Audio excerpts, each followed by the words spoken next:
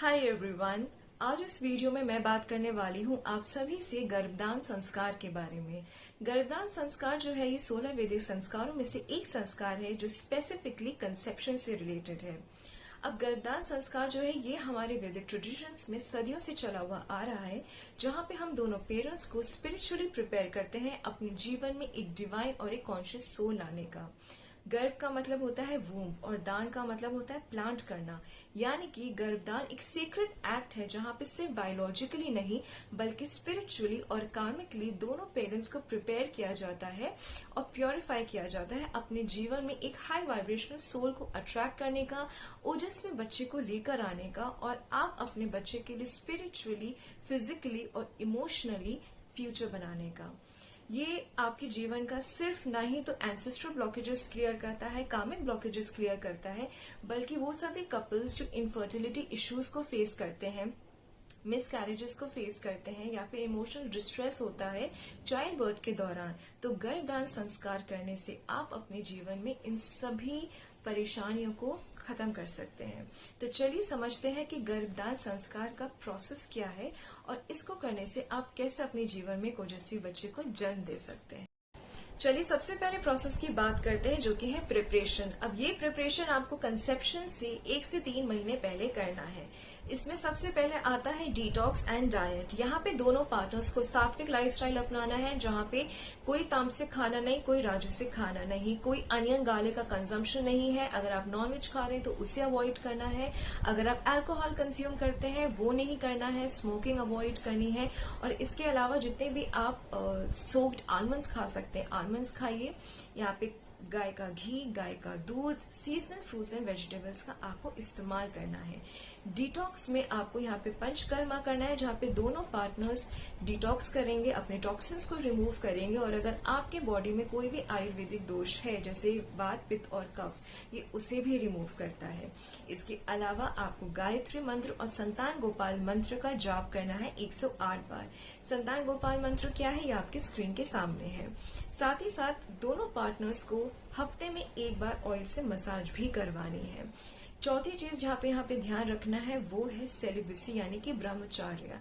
Conception करने से 11 से 21 दिन पहले दोनों पार्टनर्स एक दूसरे को फिजिकली इंटीमेसी नहीं करेंगे, सेक्सुअल इंटरकोर्स नहीं करेंगे, जिस वजह से आपके जीवन में एक ओजस बच्चा आएगा। अब हम बात करते हैं अपने दूसरे प्रोसेस की जो कि है ovulation and conception timing. Timing basically कि बेस्ट टाइम जो आपका कंसीव करने का होता है वो होता है between the 6th to the 16th day after the first day of menstruation. पहले से 5वां दिन जो होता है रिचुअली इम्प्योर होता है और 17th डे ऑनवर्ड्स आपकी जो एग क्वालिटी है ये थोड़ी वीक होती है। इसके अलावा जो बेस्ट नक्षत्र होते हैं कंसीव करने के लिए वो है रोहिणी, मृगशीरा, हस्त, पुष्य, अनुराधा और उत्तरा फाल्गुनी।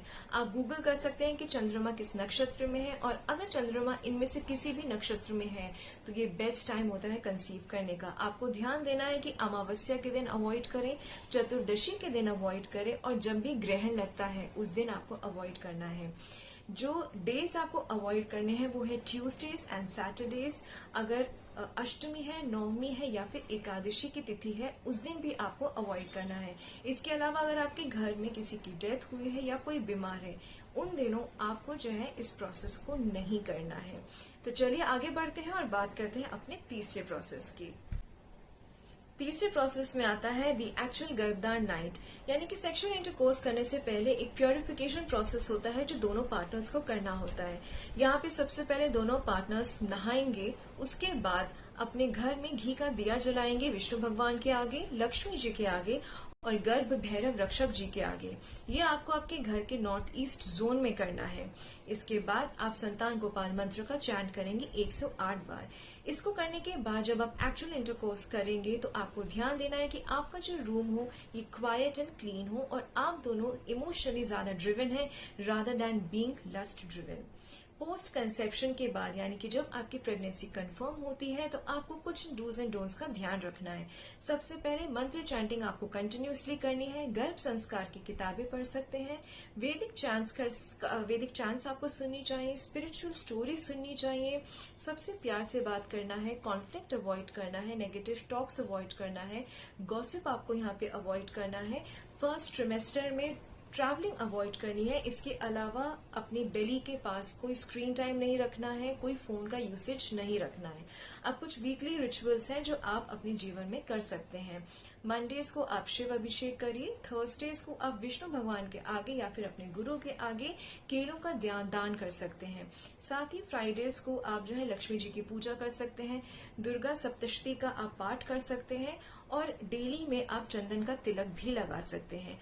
अगर आप इस पूरे प्रोसेस को विद डिवोशन एंड डिसिप्लिन करेंगे तो आपके जीवन में जो भी बच्चा आएगा वो स्पिरिचुअली कार्मिकली इतना ज्यादा स्ट्रांग होगा, आपका उसका बॉन्ड इसके साथ इतना ज्यादा स्ट्रांग बन जाएगा कि आपके जीवन की जितनी भी कठिनाइयां हैं, जो ब्लॉकेजेस हैं, वो एक्चुअली में रिमूव हो जाएंगी।